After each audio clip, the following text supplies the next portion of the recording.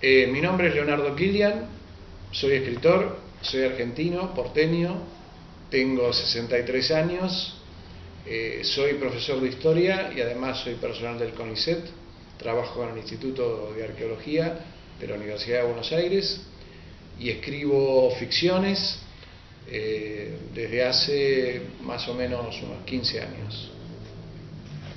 ¿Qué carrera hiciste? La carrera, yo hice dos carreras. Estudié la carrera de cine.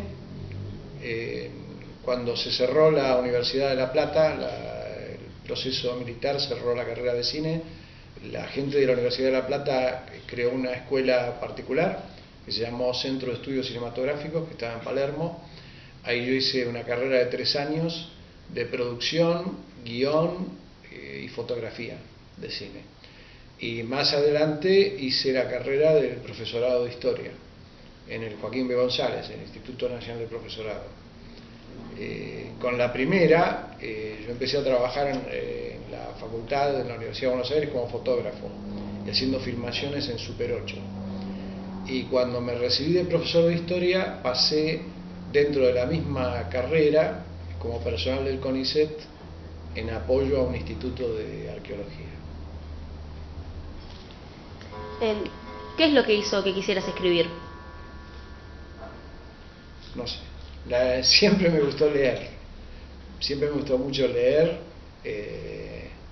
y escribí desde muy joven, pero escribí otras cosas. En realidad yo empecé escribiendo poesía, hice un taller en la SAD, en la Sociedad Argentina de Escritores, cuando tenía 20 y pico de años, no me acuerdo, y me editaron unos poemas en una antología. Y lo primero que empecé a escribir, como casi la mayoría de los escritores que conozco, es poesía, que en general se escribe en la juventud, no sé por qué, pero los jóvenes empiezan escribiendo poesía.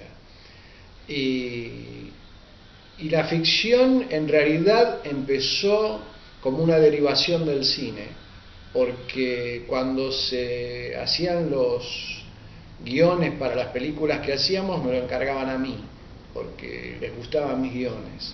Entonces yo empecé escribiendo guiones en realidad.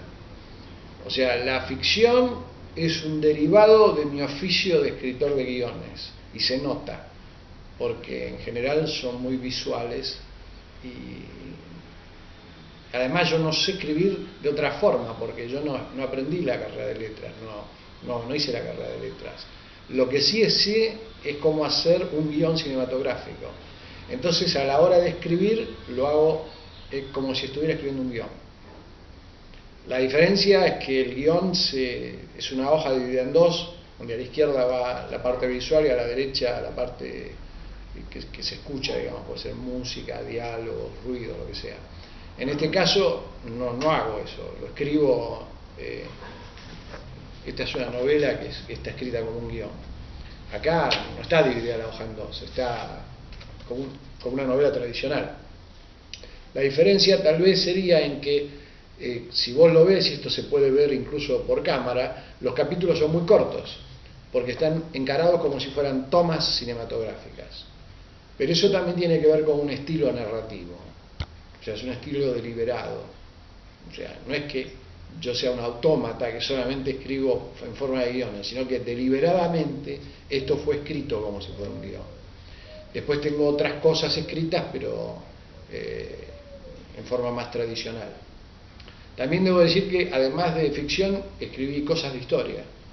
Tengo una historia del arco y la flecha en castellano, que es la única, se llama El Camino del Arco, que la contratapa la escribió el historiador Félix Luna, que fue lo último que escribió, después se murió. Esto no quiere decir que yo traiga mala suerte, pero bueno, así fue. Y mi amigo Juan Sasturain hizo el prólogo, pero este es un libro de historia, no tiene nada que ver con la ficción. Como yo soy arquero, me dedico a la arquería como deporte, escribí esto y también tengo escrito un trabajo sobre el Bicentenario para el 2010, dos trabajos. Uno que es lo escribí para el sindicato de docentes, la Unión de Trabajadores de... ¿Cómo se llama? Educación. Unión de Trabajadores de la Educación, UTE. Y se publicó con el desafío del Bicentenario. Y también la editorial Biblos me editó, junto con 3 bibliotecarias, El Bicentenario en el Aula. Esto es una mezcla de ficción y un trabajo pedagógico, porque acá yo puse los cuentos, son 3 cuentos, y las bibliotecarias hicieron un trabajo de cómo aprovechar la fantasía, el cuento, para bajar conocimientos históricos en el aula, sobre el Bicentenario. Se editó en el 2010. También escribo para revistas, como por ejemplo revistas deportivas que tienen que ver con la caza, la pesca, por la cuestión del arco, y también en revistas de historia. En Todo es Historia tener 3 o 4 títulos también publicados. La revista de Félix Luna, Todo es Historia, que es una revista de divulgación de temas de historia. O sea, no solo escribo ficción, para que quede más claro lo que hago. ¿Y alguna vez pensaste en dedicarte por completo a escribir? Para cuando me jubile. Por ahora no. Es muy difícil en Argentina vivir de la escritura. Como tantas otras cosas que tienen relación con el arte, no está bien pagado, digamos. Es muy difícil ser un profesional. A eso me refiero.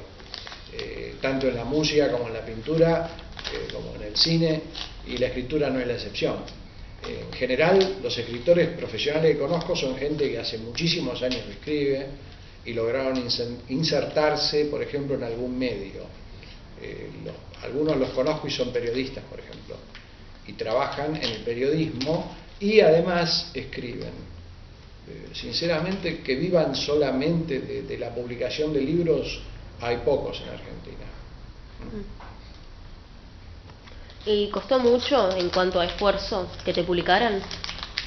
Publicar en Argentina antes era más difícil que ahora, porque la ventaja apareció con la modalidad, al cambiar los medios, con la aparición de la internet y la PC personal, etcétera, se convirtió en una forma más sencilla editar y publicar. Es más barato. Antes era más complicado porque la técnica de la imprenta implicaba un trabajo artesanal más caro. Debía intervenir un determinado tipo de oficio que no era muy sencillo, el del imprentero, ¿no? Hoy en día cualquiera en su casa puede, con una buena impresora, armar su propio libro. De hecho, también hay programas para armarlo. El publisher, qué sé yo, cualquiera de esos, te arma tu propio libro, número de página, autor, le puedes diseñar una tapa, etcétera. Por lo tanto, han aparecido una enorme cantidad de editoriales pequeñas, enorme, incluso algunas muy accesibles para los escritores nobles, jóvenes. Entonces vos podés hacer tiradas de pocos ejemplares, 200, 300 ejemplares, y no es tan caro. Y de última te das el gusto de poder editar, cosa que antes era mucho más difícil, porque dependías de una organización mucho más grande, que eran las editoriales grandes, y no cualquiera llegaba ahí. Hoy en día se facilitó, por un lado, la edición y la publicación, por esta cuestión que tiene que ver con la técnica, con un cambio de tecnología en realidad, ¿no? Y también con un cambio de época. Las grandes editoriales están prácticamente orientadas a un tipo de lector y un tipo de escritor muy de consumo, y por ejemplo la poesía y el cuento casi desaparecieron de las grandes editoriales, y todo está encarado hacia la novela, y hasta te diría hasta un cierto tipo de novela. Entonces el escritor que no se engancha en ese mundo editorial tiene un problema grave, ¿no? Tiene que obviamente recurrir a estas editoriales pequeñas, donde simplemente, como vos pagás la edición, puedes hacer lo que quieras, puedes escribir la historia de tu abuela o la historia de la guerra del Paraguay, es lo mismo. Total, vos te encargás después de venderlo por tu cuenta. Y cuando vos escribiste algo, lo primero que escribiste, ¿qué esperabas? ¿Qué esperabas que pasara después? Yo la verdad que siempre escribo para que se diviertan mis amigos. Siempre cuando estoy escribiendo estoy pensando qué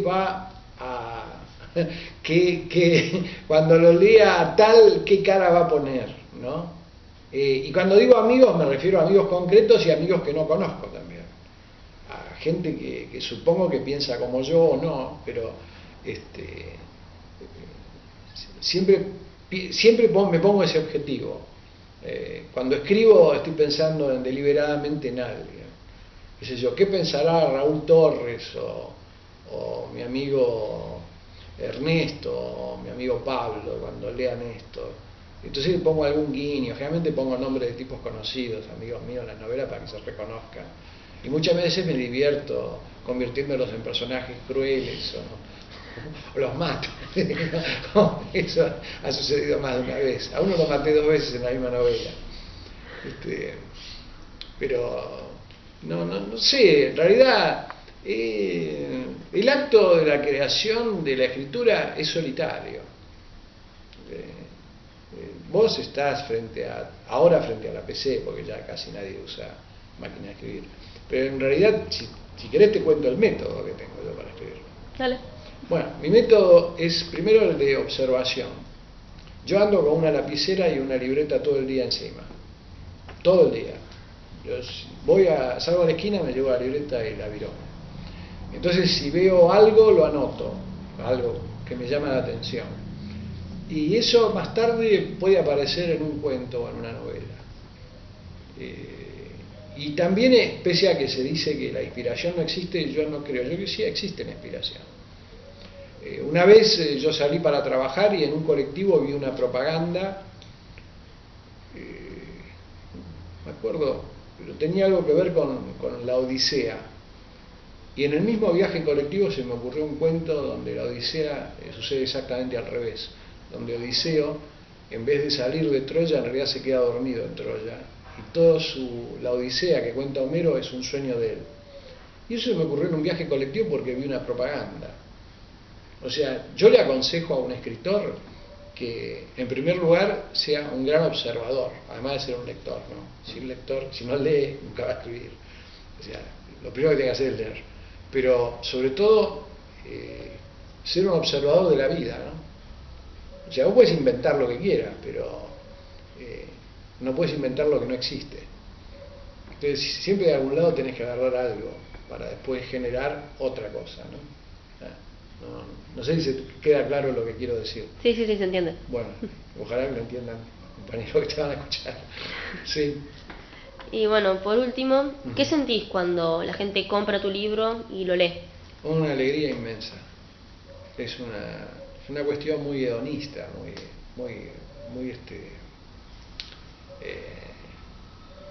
no egoísta, pero sí una satisfacción personal muy grande, saber que tu palabra, tus ideas o tu mensaje, si es que vos pretendiste dar algún mensaje, alguien lo va a leer. Es un placer enorme. Yo creo que no se compara con nada. Salvo un jugador de fútbol que hace un gol y sabe que mucha gente va a estar contenta con ese gol. Es exactamente igual. Vos sabés que tu producto, tu trabajo, tus ideas, tu fantasía, alguien la va a leer y eso te produce una sensación muy linda, incomparable. Es un placer ver cuando yo le dedico un libro a alguien, sé que lo va a leer, que me da un enorme placer. Un placer hedonista, ¿no? O sea, una cuestión muy de... alguien se va a enterar de mis más íntimos sentimientos, fantasías, etcétera. Estás compartiendo tu vida también. Bueno, muchas gracias por responder las preguntas, por tomarte el tiempo. No, bueno, gracias a vos por venir acá y hacerme famoso.